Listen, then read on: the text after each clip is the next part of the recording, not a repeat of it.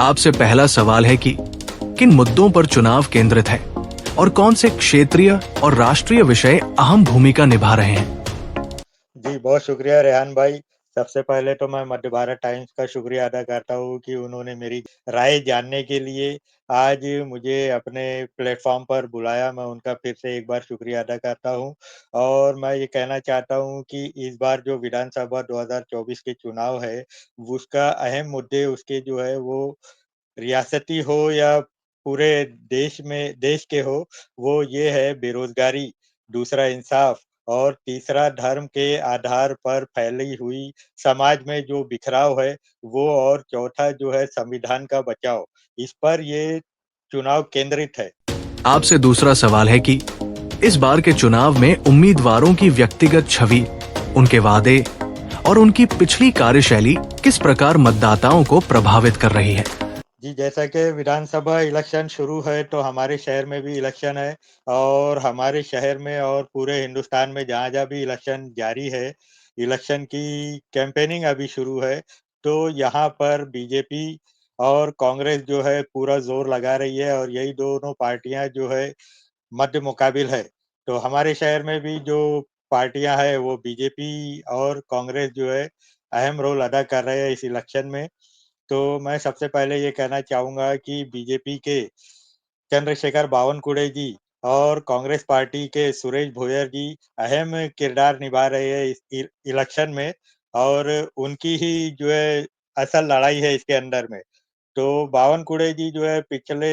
BJP जो है पिछले 20 साल से जो है हमारे शहर में शासित है और उसमें 5 साल पहले जो 15 साल गुज़रे हैं उसमें विधायक के तौर पर चंद्रशेखर बावनकुले जी ने अपना अहम रोल अदा किया है। उसमें अपनी कारकर्दगी पेश की है। तो उसके अंदर में मेन जो उन्होंने काम किया है वो थर्मल पावर स्टेशन का कयाम और उसकी बुनियादों को मजबूत किया है। कोराडी का जो मंदिर है, उसके विकास कार्यों को किया और छोटे-छोटे बहुत सारे विकास कार्य जो शहर में पब्लिक के की डिमांड से उन तक पहुँचे थे, उस पर उन्होंने ध्यान देने की कोशिश की है। लेकिन कहीं न कहीं उसमें कुछ कमी-बेशी रह गई है, तो वो भी एक लोकप्रिय का नेता है, यहाँ पे कैंडिडेट है हमारे शहर में और उसी तरह से दूसरे कैंडिडेट जिनका ज़िक्र मैंने किया, कांग्रेस पार्टी की सुरेश भोयर जी, तो वो भी बहुत लोकप्रिय है, सामाजिक कार्यों की वजह से, सामाजिक संगठनों से जुड़े होने की वजह से जनता में लोकप्रिय है और दोनों ही कैंडिडेट हरदिल अज़ीज़ है और दोनों का कॉम्पिटिशन भी बहुत टफ है।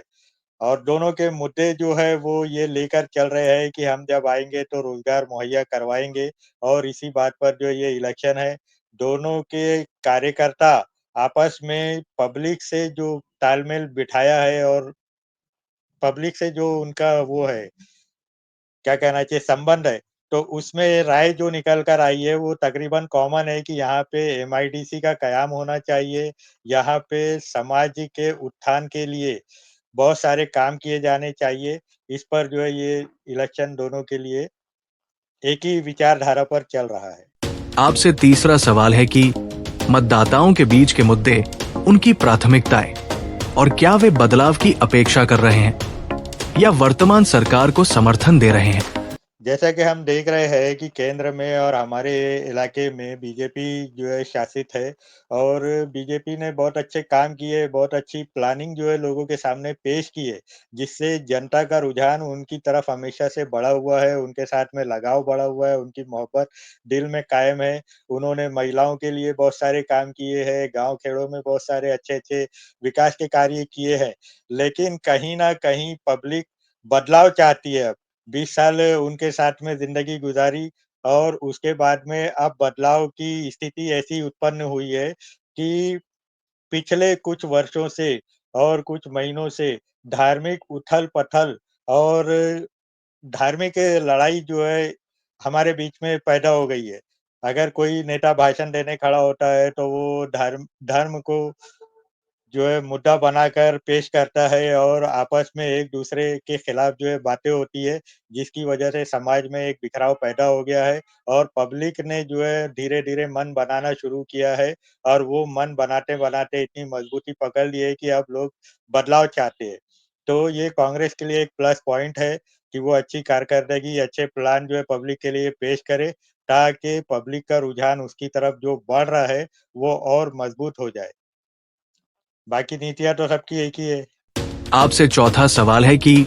युवा मतदाता इस चुनाव में क्या भूमिका निभा रहे हैं और उनका रुझान किस ओर है। देखिए, ऐसा है कि जो युवा होते हैं किसी भी समाज के, वो अहम रोल अदा करते हैं हर काम में। चाहे उनसे आप बुराई के काम करवाओ या अच्छाई के काम करवाओ, वो पूरी लगन से करते हैं। और युवाओं को सँभालना, समझाना जो है, समाज के वरिष्ठ लोगों को, विद्वानों का काम है कि ऐसा जब आज इलेक्शन का माहौल है, तो उन नौजवानों को, समाज के नौजवानों को जोड़कर उनको इलेक्शन का इम्पोर्टेंस बताएँ, इलेक्शन की अहमियत बताएँ और इलेक्शन जीतने-हारने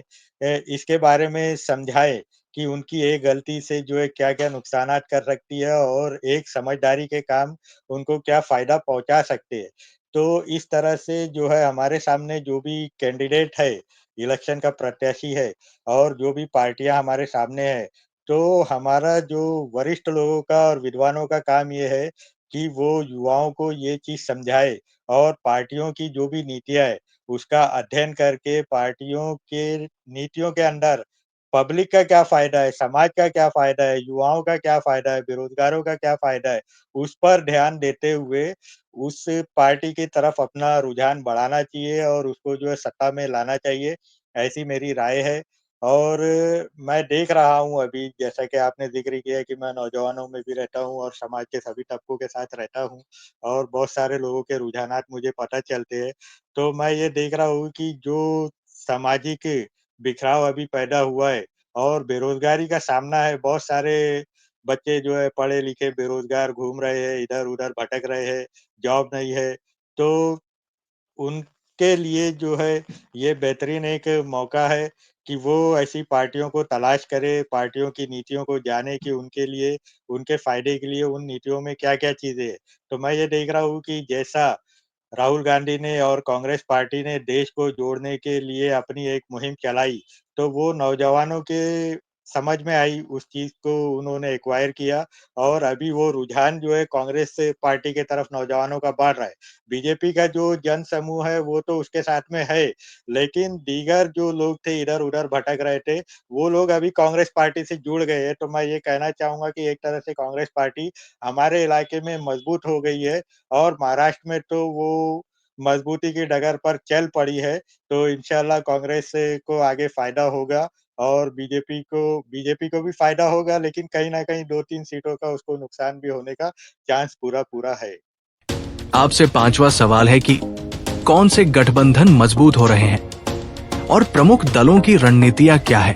दोनों पार्टियाँ ही मजबूत है और दोनों का जो मजबूती की वजह है, वो समाज में आपस में एक-दूसरे से मेल-जोल, कार्यकर्ताओं का तालमेल और आम जनता से जो मेल-जोल है, वो बहुत अच्छा है। दोनों पार्टियों ने इसको बहुत अच्छी से कायम किया हुआ है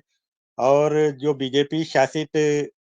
यहाँ पे आमदार है, खासदार है और दूसरे छोटे लेवल के नेता है। इन्होंने जो है पब्लिक को जोड़ने का काम किया है। उनके लिए वक़्त-वक़्त पर अलग-अलग सम्मेलन किए हैं। तो उनके साथ में पब्लिक तो जुड़ी हुई है। लेकिन कांग्रेस पार्टी जो 20 साल से पिछड़ी हुई थी, अभी वो उभर कर सामने आई है और राहुल गांधी ने जो कदम उठाया है देश को जोड़ने का, पैदल चल के पूरे देश का भ्रमण किया है। तो उसकी वजह से नौजवान तबका, बूढ़ा तबका, औरतें, बच्चे वो भी कहीं न कहीं जो बिखरे पड़े थे इधर-उधर वो सब कांग्रेस के साथ जुड़ गए हैं। तो अभी फ़िलहाल ज़रूरत है हमारे हम हमें पार्टियों की नीति को जानने का और हमारी जो अहम मुद्दे हैं, बेरोज़गारी और इंडस्ट्रियों का कयाम और हमारे जो ख़ास तौर से कामठी जो है फुटबॉल खिलाड़ियों के उत्पादन की ज़मीन है, इसको फुटबॉल का नर्सरी कहा जाता है। तो यहाँ पर अभी मैदान जो है पूरे करप्ट हो गए हैं,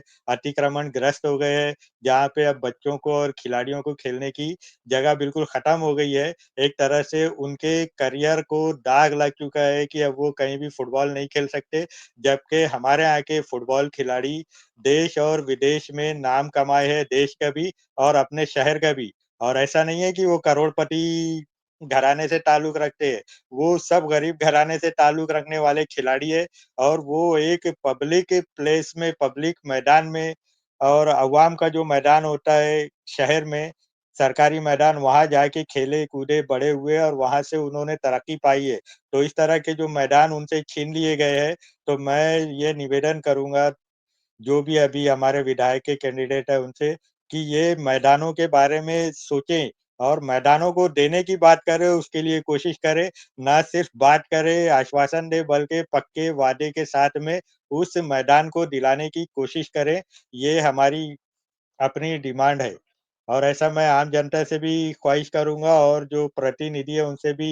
गुज़ारिश करूँगा कि इस तरफ ध्यान दें, बाकी तो रोज़गार अहम मुद्दा है और फैक्ट्री और इंडस्ट्रीज़ जो लगाना है वो अहम मुद्दा है। आपसे छठवां सवाल है कि कामठी विधानसभा से महाविकास अघाड़ी के उम्मीदवार को वो कौन से फैक्टर है जो जीत दिला सकते हैं, या अगर हारे तो क्या क्या कारण होंगे आपके हिसाब से। आपसे सातवां सवाल है कि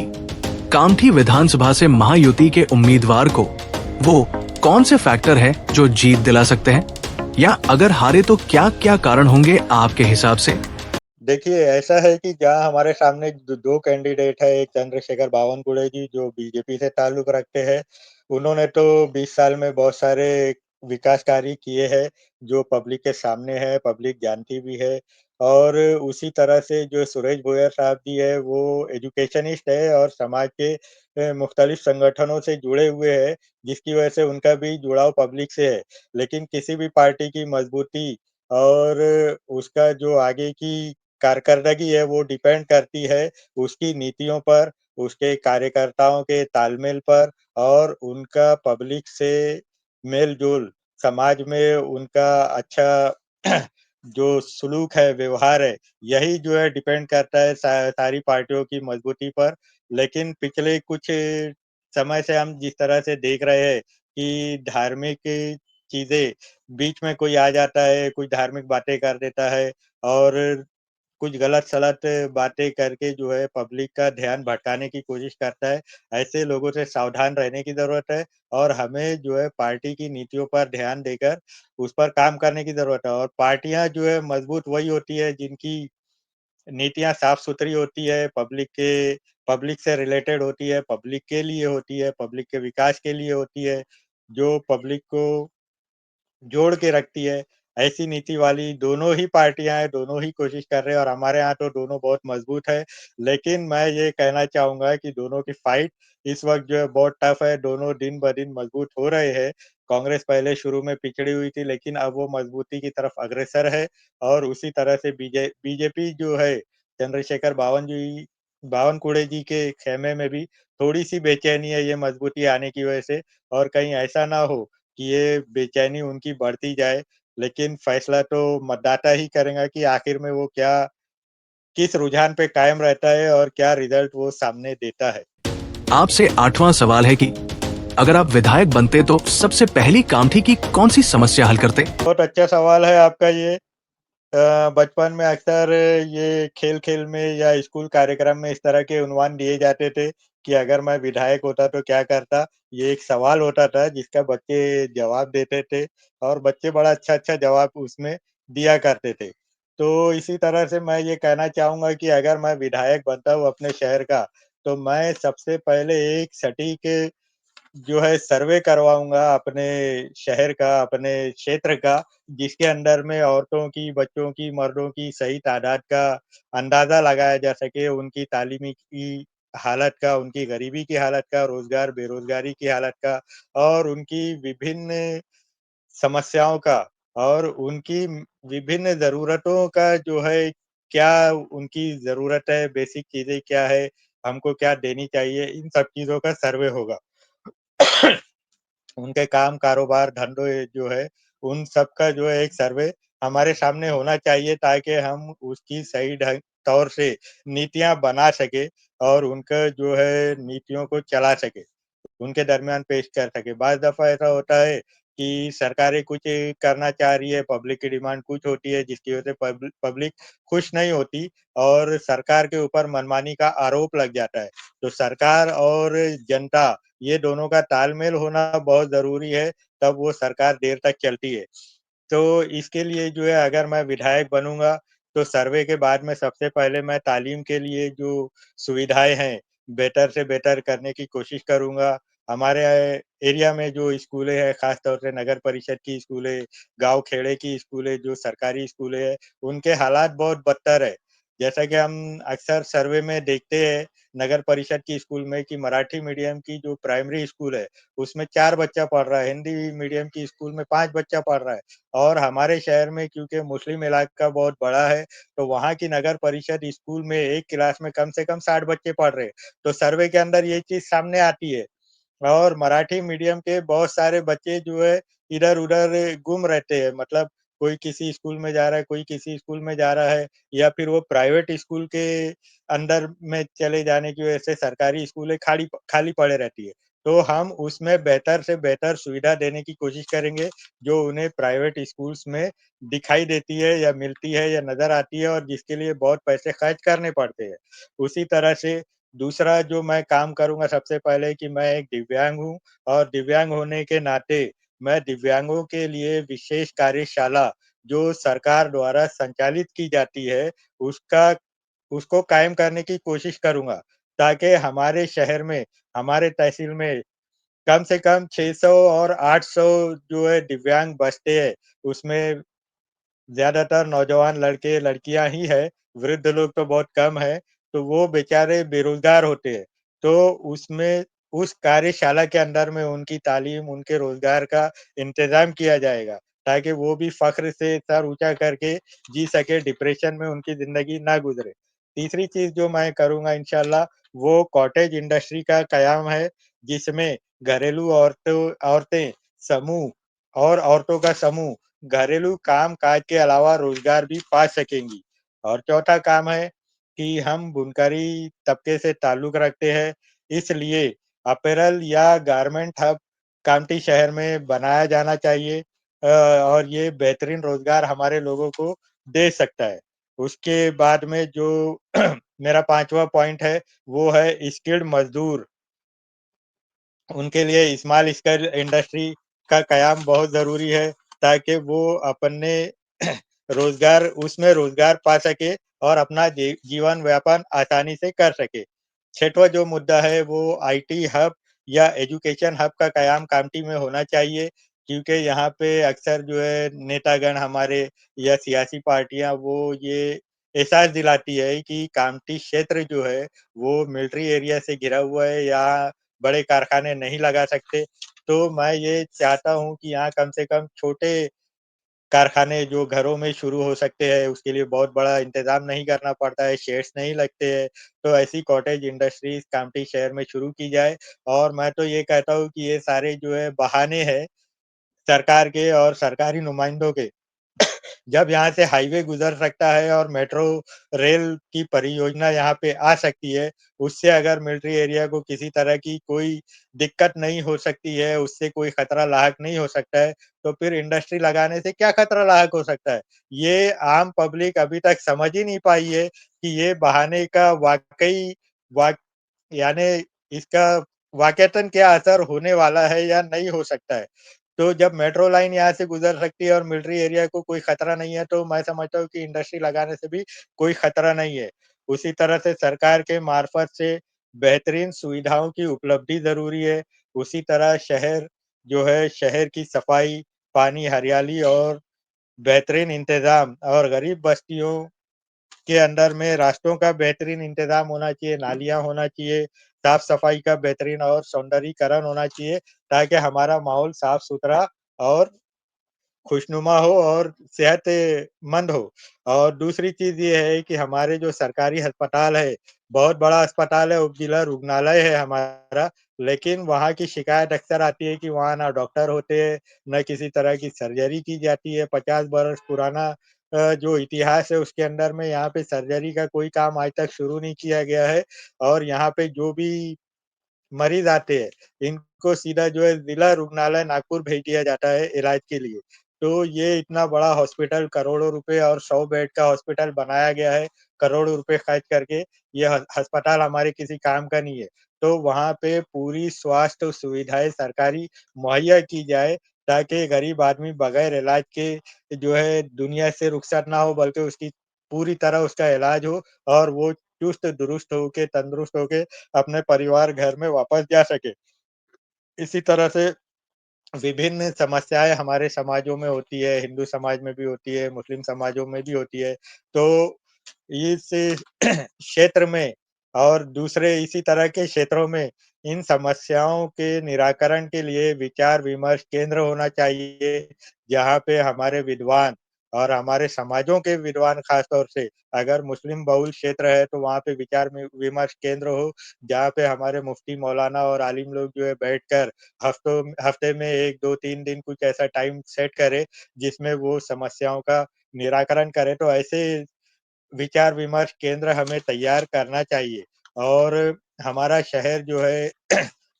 सिर्फ रिहायशी मकानों और दुकानों पर आधारित है। यहाँ पे किसी तरह का कोई इंडस्ट्री नहीं है, बल्कि रोज़गार के लिए पढ़े-लिखे नौजवान रोज़गारों को शहर के बाहर दूसरे शहर या मुल्क के बाहर जाना पड़ता है घर-बार छोड़ के, जिसकी वजह से बहुत सारी समस्याएँ यहाँ उत्पन्न होती है। तो यहाँ पर छोटे-छोटे इंडस्ट्रीज़ लगाकर उन्हें रोज़गार मुहैया की जाए, ताकि उन्हें अपने घर के पास ही रोज़गार मिल जाए और वो अपने पेरेंट्स के साथ में, घर के लोगों के साथ में और अपने शहर के भाई-बहनों के साथ में ज़िंदगी आसानी से गुज़ारी जाए। ये सब काम जो है मेरी नज़र में है और मैं चाहता हूँ कि अगर मैं विधायक बनूँ तो इन सब नीतियों पर मैं काम करूँ और जनता मेरा साथ दे और आने वाला जो वक़्त है, जिसमें अपने नए विधायकों का चयन करना है, उनसे भी गुज़ारिश करूँगा कि इन मुद्दों पर ख़ास ध्यान दें और आने के बाद में इस पर अमल करें। बस यही गुज़ारिश है, इसके अलावा और क्या ही किया जा सकता है। आपसे नौवां सवाल है कि कामठी विधानसभा क्षेत्र की और कौन-कौन सी मुख्य समस्या है? तो समस्याएँ तो वही है, बेरोज़गारी और इलाज जो है गरीबों का जो मुफ़्त इलाज है होना चाहिए, वो नहीं हो पा रहा है सरकारी तौर से और प्राइवेट हॉस्पिटल के चक्कर लगाने पड़ते हैं, जहाँ पे लाखों रुपए खर्च हो जाते हैं और मरीज़ जो है मरकर ही घर वापिस आता है। जैसा हमने कोरोना काल में देखा कि सरकारी तौर पे हमारे यहाँ कोई भी सहूलत मुहैया नहीं थी और प्राइवेट हॉस्पिटल जो है पूरे मरीज़ों से भरे पड़े थे, जहाँ पे इलाज के नाम पर लाखों रुपए लिए जा रहे थे, वसूल किए जा रहे थे और मरीज़ जो है ज़िंदा बचकर घर नहीं जा रहा था, बल्कि हॉस्पिटल से ही कब्रिस्तान पहुँच जा रहा था, जिसमें उसके रिश्तेदारों को भी शामिल नहीं होने दिया जा रहा था। तो ऐसी स्थिति दोबारा उत्पन्न ना हो, इसलिए सरकारी अस्पतालों को मज़बूत और कारगर बनाना बहुत ज़रूरी है। और हमारे शहर में को रोज़गार देना बहुत ज़रूरी है, रोज़गार से जोड़ना बहुत ज़रूरी है। ये हमारी बहुत मुख्य समस्याएँ हैं और सब दूसरी जो मुख्य समस्या है वो मैंने बताया कि फुटबॉल खेलने के लिए खेल मैदान बहुत ज़रूरी है, क्योंकि हमारी पास इंडस्ट्री नहीं है, कारखाने नहीं है, रोज़गार नहीं है, लेकिन हमारे बच्चों के पास जो इंडस्ट्री है, हमारे पास फुटबॉल खिलाड़ी पैदा करने की इंडस्ट्री है, जो जिस पर अभी अतिक्रमण हो गया है और वो इंडस्ट्री भी जो है बंद पड़ी है। तो उस इंडस्ट्री को गति देने की, उस इंडस्ट्री को शुरू करने की अशद ज़रूरत है और इस पर जो है मैं चाहता हूँ और पूरी जनता जो है अभी इसी पर ज़ोर दे रही है। बल्कि मैं तो समझता हूँ कि हम जो ये मुद्दे बोलते हैं, आम जनता में जब बात करते हैं, आम लोगों से डिस्कशन करते हैं खेल मैदान की, तो इन मुद्दों को जो है सियासी पार्टियाँ भी चुरा रही है और अपने फेस्टो में शामिल कर रही है। लेकिन अब हमें ये देखना है कि वो इस आश्वासन के साथ में कितने अपने वादों पे कायम रहती है और कितने मैदानों को जो है खेलने लायक बनाती है और अतिक्रमण मुक्त करवाती है। ये देखना है हमें। आपसे आखिरी सवाल है कि भावी विधायक से आपकी मांगे कौन-कौन सी है? हमारे जो भावी विधायक होने वाले हैं जिसमें चंद्रशेखर बावनकुळे जी और सुरेश भोयर जी जो कांग्रेस पार्टी से ताल्लुक रखते हैं और चंद्रशेखर बावनकुळे जी बीजेपी पार्टी से अपनी दावेदारी पेश किए हैं। ये दोनों के दरमियान में कड़ा मुकाबला है और दोनों ही आम जनता में हर दिल अज़ीज़ है। तो मैं दोनों से ही ये दरख्वास्त करूँगा कि क्योंकि आप समाज के नेता हो, अभी तो फिलहाल आप पार्टी के प्रत्याशी हो, लेकिन जब आप विधायक बन के जाएँगे तो आप पार्टी के प्रत्याशी कम रहेंगे और आम जनता के नुमाइंदे ज़्यादा रहेंगे। तो हमने जो अपनी समस्याएँ आपके सामने पेश की है और हमारी जो ज़रूरतें हैं, जो जितना हम जानते हैं उतना आप भी हमारे शहर में रहते हुए इन चीज़ों को जानते हो। तो मैं आपसे आग्रह करूँगा, आपसे दरख़्वास्त करूँगा, गुज़ारिश करूँगा कि आप हमारे शहर में ख़ुसूसी ध्यान दें और मज़हबी भेदभाव को ख़त्म करके, सामाजिक बिखराव को ख़त्म करके, सबको सिर्फ़ इंसानों की नज़र से देखते हुए, इंसानों की ज़रूरत को पूरा करने की कोशिश करें, जिसमें सबसे अहम जो है बेरोज़गारी और गरीबी, गरीब बस्तियों का विकास और औरतों की जो ख़ास समस्याएँ हैं, उनके साथ में जो भेदभाव होता है, पारिवारिक तौर पर बहुत सी अभी हम विभिन्न समाजों में देखते हैं कि महिला मंडल जो है पहले सुनाई नहीं देता था, लेकिन अभी महिला मंडल के चक्कर हर घर की औरतें लगा रही है, चाहे वो घर की बहू हो या बेटी हो। तो ये कहीं न कहीं सामाजिक बिखराव हमारे अंदर आ रहा है, ये हमारी जो व्यावहारिक तालीम है, अखलाकी तालीम है, उसकी कमी की वजह से हो रही है। तो मैं चाहता हूँ कि आप तालीमी पॉलिसी ऐसी बनाएँ कि उसमें अखलाक का, व्यवहार का कुछ ऐसा मजबूत पहलू हो जिसमें हम बच्चों को ये तालीम दें कि हमारा घर कैसे जुड़ाव रहे, उसमें बिखराव ना हो, हमारे सोच-विचार क्या हो, इस पर ज़्यादा ध्यान दें और जो रोज़गार के मौके हैं, वो हमारे नौजवानों को ज़्यादा से ज़्यादा मिले। हम देखते हैं कि हमारे नेता रोज़गार शिविर तो लगाते हैं, जिसमें दावे किए जाते हैं कि 10,000 लोगों को रोज़गार मिलेगा। जब हम जब वो शिविर खत्म होता है और जब उसकी सर्वे रिपोर्ट सामने आती है, तो पता चलता है कि हमारे शहर से गिने-चुने लोग ही उस शिविर के अंदर में कामयाब हुए, 4 लड़के ही लग पाए, 5 लड़के ही लग पाए। तो ये जो 10,000 रोज़गार देने का दावा था और वादा था, ये कहाँ चला जाता है? तो ये कहीं न कहीं हमारी कमज़ोरी, कमी है कि हम अपने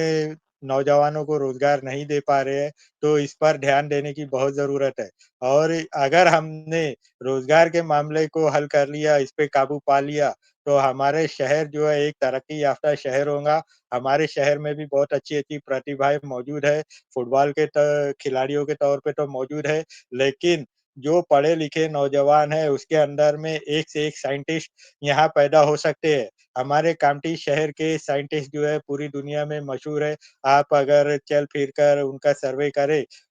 तो हम देखें कि हमारे शहर में जो एक बहुत बड़ा कॉलेज है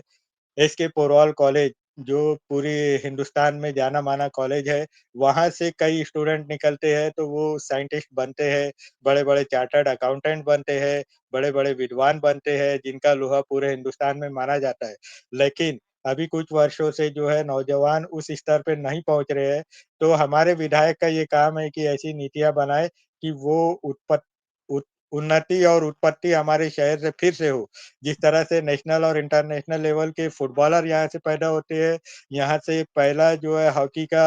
प्लेयर पैदा हुआ, यहाँ से पहला जो है क्रिकेट का प्लेयर पैदा हुआ नेशनल लेवल का, उसी तरह से फुटबॉल का प्लेयर पैदा हुआ नेशनल लेवल का, इसी तरह से साइंटिस्ट और